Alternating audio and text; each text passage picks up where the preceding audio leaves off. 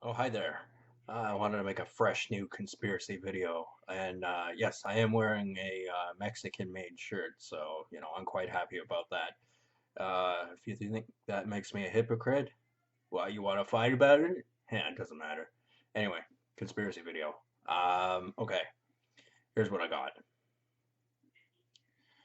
Okay, you may be noticing that gas stations are disappearing.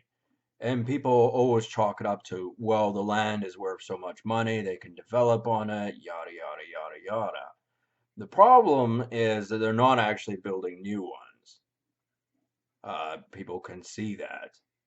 And the thing is, it is true the ones where they are worth money, but if they don't build new ones, then obviously people aren't going to be filling up at the pump. And obviously that means I don't know what percentage of the cars that are on the road today are completely reliant on that. Probably something in the area of 95%.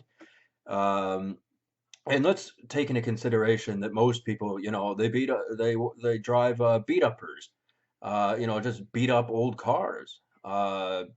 20 years from now, if those cars are kept in pristine order, they'll be so expensive to drive that nobody will be driving them.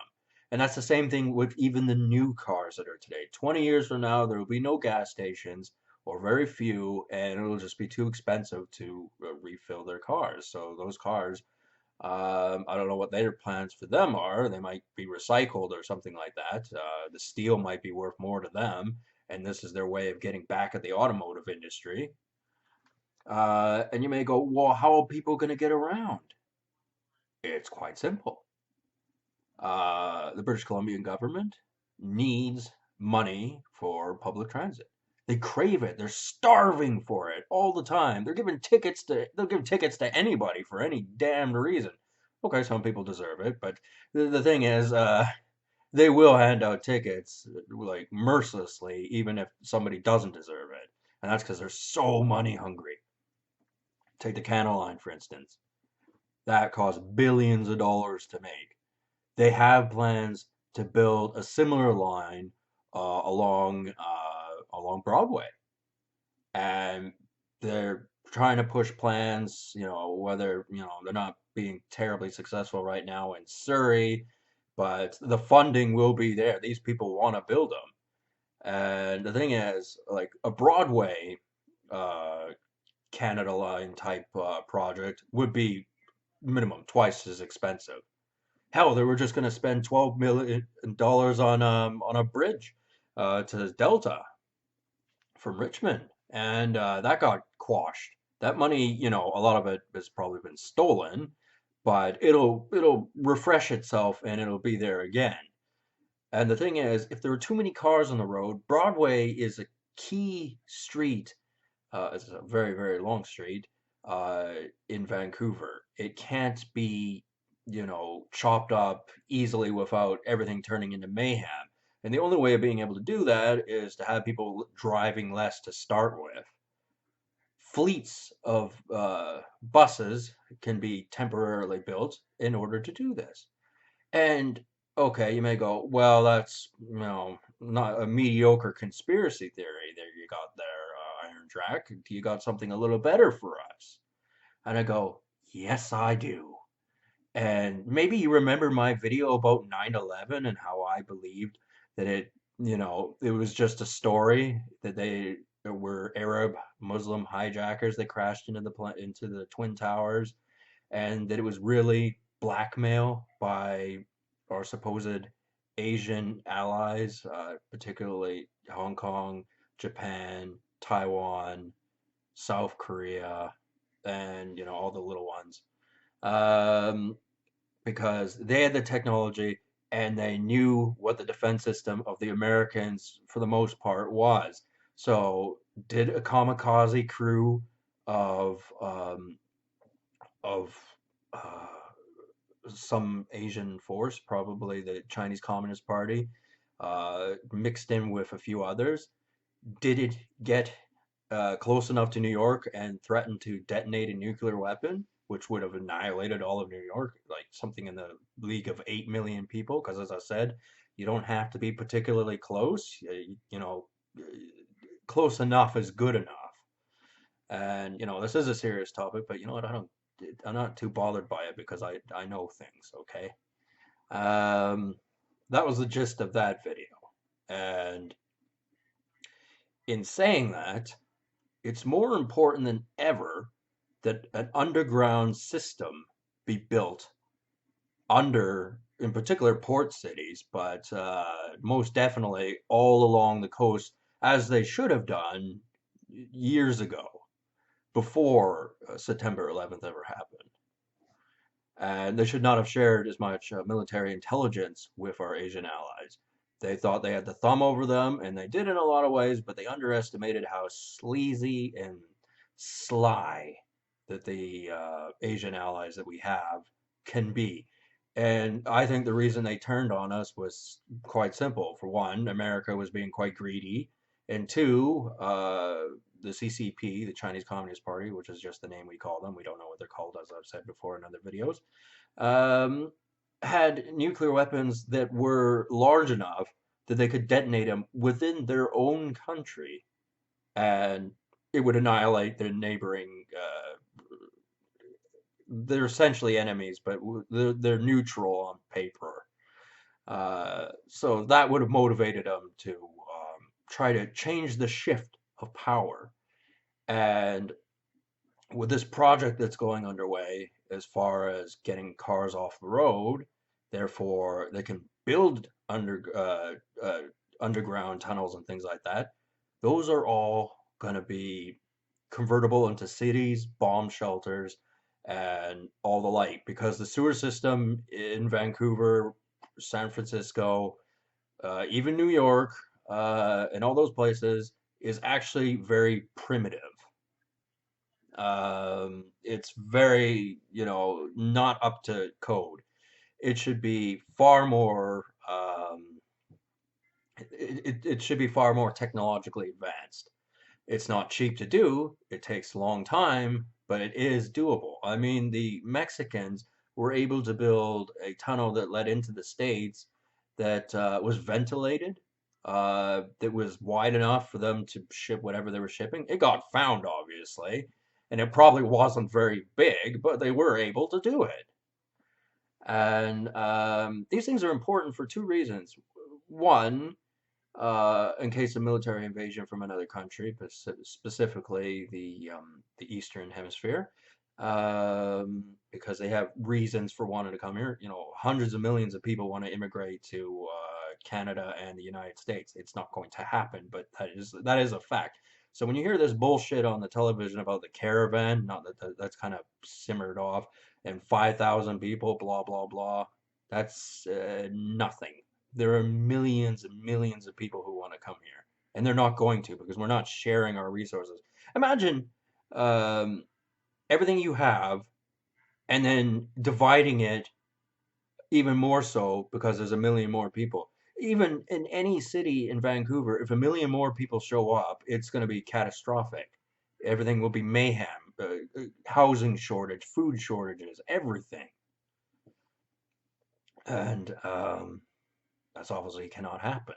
So they have to upgrade the military apparatus. And some people may go, "Oh, we better get the fuck out of town, man. What if this thing, it comes up the Fraser River or the Georgia Strait or something, one of these kamikaze nuclear submarines, the undetectable ones?" Well, yeah. But the thing is, they need people to hold the territory, obviously, and we're not going to just, run with our tails in between our legs, obviously. And besides, that was probably part of the dirty deal that the George Bush government of the United States made back in 2001. Um, that that they received the military technology from the Asian allies on what their undetectable nuclear submarines could do and how to stop them and how to detect them. Now, that's going to be sophisticated technology, and they will be trying to improve upon it, of course, so we have to be very vigilant about that. But right now, it appears they're more interested in facial recognition and all kinds of spyware, and that's mostly their bag. And that's, mostly so that our own government can prey upon us as far as spying on us, snooping on us, sticking their nose in our business, yada, yada, yada. Yeah. So anyway, these underground cities, uh, bomb shelters, and all those sort of things, they can accommodate more people um, because they're necessary. Um, there can never be a time where a nuclear weapon is detonated and an entire city is demolished, and that be that. Um, Obviously, do you really want to live under the surface like a chud or something like that? Probably not. Um, but that kind of military installation has to happen. And the other thing is climate change. Uh, Scientists always go, "Oh, but if it goes up 1 degree in the Black Sea, all the plankton there are gonna die," or some shit, right? But the thing is, like, yes, they're very sensitive creatures, and yes, that can happen, but that's not going to affect us, really. I've heard the scientific mumbo jumbo, okay, and that is all it is, scientific mumbo fucking jumbo. Yeah, but what if the Earth, increased by 10 degrees? Then you got a fucking problem, especially in a place like India, where it normally gets to 50 degrees. And then they have the monsoon season. And what if that just gets cut in half? What if there's only half the monsoon season? Then you're in a lot of trouble in India. There's a billion, third, billion, not billion, billion people there. And, that would kind of make the country go crazy, actually. And they're already kind of crazy, so that's not exactly a great thing. Um, so yeah, what if it goes to 60 degrees over there? That would be, okay, that's a big difference. Over here, everyone's going, "Oh man, I can't wait for the warm weather and things like that." Wussy. I like it cold. I simply do. I suppose I could learn to like warm weather, but I don't really like it because there's got to be a balance. Winnipeg was actually the coldest city not long ago.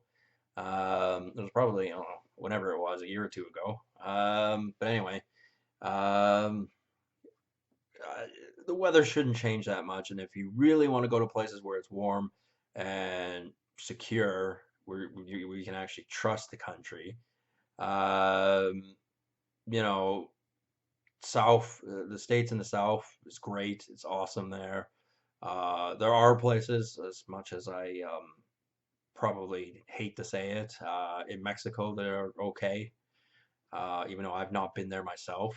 I don't know, not really on my bucket list, I gotta say, but it's probably all right. I'm probably Australia too, but that gets really, really hot there. But yeah, getting back to those military installations, yeah, they're kind of important. I mean, ideally, the entire continent, or at least the United States and Canada, would have an entire continent right under it made of technology and not Earth. Think about that. Think of the military prowess and potential of the United States if they had that. But the thing is, with a little lack of this, and all it is a B movie horror movie. That's all it is. Because it can be done on the cheap. It's just very, very scary because of sinkholes, and a whole bunch of other nasty things. And then when there are nasty things, there are nasty people. And then that's where you get, you know, they're not, they are chuds. People can be chuds. Every monster you've ever heard of, a person can be that monster. Unless it actually is a monster, like a great white shark or a Pacific octopus or something like that. Something dangerous and horrible. Or a Goliath groper. Grouper, not groper. Although they're both bad, actually. Um, yeah, those are all scary things.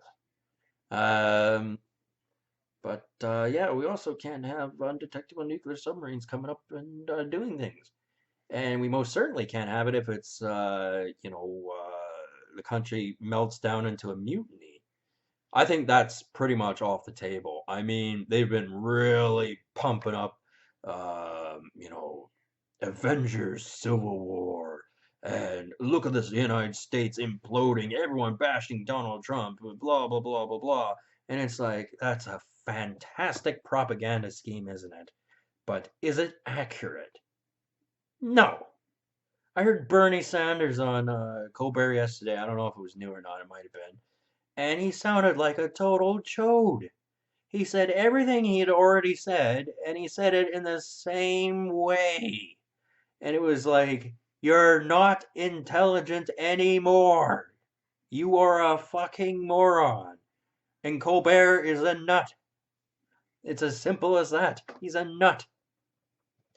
And, I know this isn't what those snowflakes or, sensitive people want to hear, that, yes, at any given time we could be destroyed.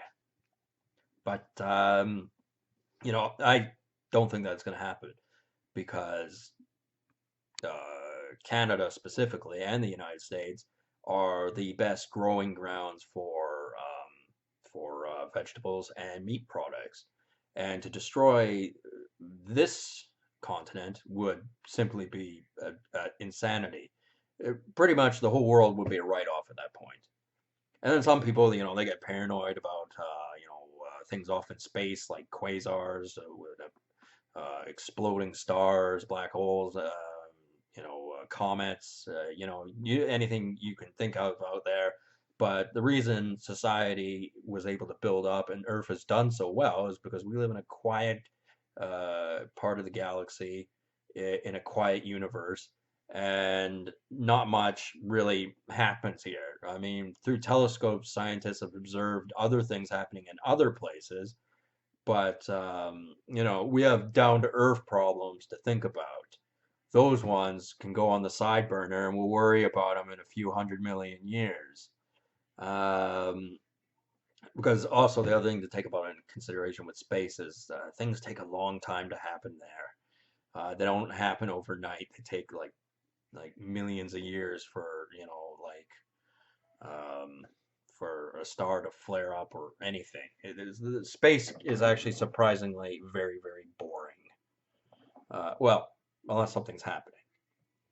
Um, but yeah, anyway, getting back to my point of what's going on is the reason the cars are being removed is because they're getting rid of the gas stations. The reason they're getting rid of the gas stations is because they don't want people driving. It's not because the land's worth that much money. Well, that is in the other parts, as I said before, but they have no interest in building new ones. Like there are places where the land ain't that great or the land ain't worth that much. And those places will continue to have cars, and the people who want to continue driving will be forced to move away from the big cities. I mean, I'm sure there'll be a gas station on every I-5 town in the indefinite future, but those are all stumble bum, nobody, not countries, towns. And you don't really get anywhere in the States, at least on this, side of the continent, until you reach Seattle, and then that's a port city, and then that's when they gotta invest money into it. And as I told you about Seattle, I actually don't think much of it as a city, to be perfectly honest with you. It has some nice things about it, but it basically is a big highway running through the city, is what it is. Um, so yeah, those are all food for thought type things. Um, and it's beyond most people's scope to understand it, and not only understand it, but like take it in stride and not be overly worried about it or whatever, because you do get conspiracy theorists who would not have any idea what to think of it and would just have nervous breakdowns like little pansies that they are. But that would be something that's not characteristic of me. So I don't have little pansy crybaby, things. If you're really, really that paranoid, go move to Saskatchewan or something. Like right splat in the middle of Saskatchewan somewhere. Um, or Alberta or something like that. It doesn't matter. Uh, Point is, yeah, Mammoth construction projects are on the way, and a Canada Line type project along Broadway in Vancouver, bam, it's going to happen someday. And that will be the big giant nightmare. And as I said, it costs twice as much as the regular Canada Line did. Have to go a lot further, but once it gets a certain distance, it won't have to have as many stations. And this is all in the name of advancing society and things like that. And it's not all a bad thing, but obviously that would create a giant headache, and also it's would not be good information for people who don't want a massive population influx. Uh, Obviously, there is the issue of race, and Canada is a white country. That's the way it is, and it's shared with the native peoples who lived here before, the Asian peoples who have immigrated here, and everyone else who's immigrated here. It's shared with, but it is a white man's country, and I don't care what Justin Trudeau says on the television. He's a liar. Simply like all the other politicians, they simply lie, lie, lie, lie about everything. And when they tell the truth, you better be damn scared of them. So, I know this sounds all, way out of scope and just too much information and all that kind of stuff. Especially as you can't really prove any of it directly. I don't have statistics and anything like that. Uh, that doesn't mean they don't exist. It just means I don't have them. There's a difference. So, yeah, my conspiracy theory is I know why they're getting rid of the gas stations because they want cars off the road so that it's easier to build underground cities and tunnels and bomb shelters and etc. And therefore, the country would be more technologically advanced, and it needs to be done because New York is in a state of, like its underground system is just horrible, and we don't even know if there's not a foreign kamikaze unit under New York right this second, influencing global politics. A society of chuds. The only thing is, I think they'd run out of food, but maybe they won't. Maybe they blackmailed their way throughout the whole city, and everyone's just going along with the narrative. I don't know. It's a possibility. Um, anyway, if anyone has the balls, or I guess the vagina, whatever, to criticize me openly on my video and what I've discussed and explain to me why I'm wrong about things without derogatory name calling or simply repeating the same simplistic narrative over and over again. That's what people usually do when they're trying to contradict another person. They can't do it. If anyone could formulate a proper argument as to why I'm wrong about anything I've said, please do so because I am very bored of the silent treatment because you people are douchebags. That's why. It's not because you're smarter than me, it's because you're a bunch of douchebags. That's why. Anyway, I've rambled on long enough. I think I'd rather watch a Murdoch mystery, actually. So, have a good day, and yeah.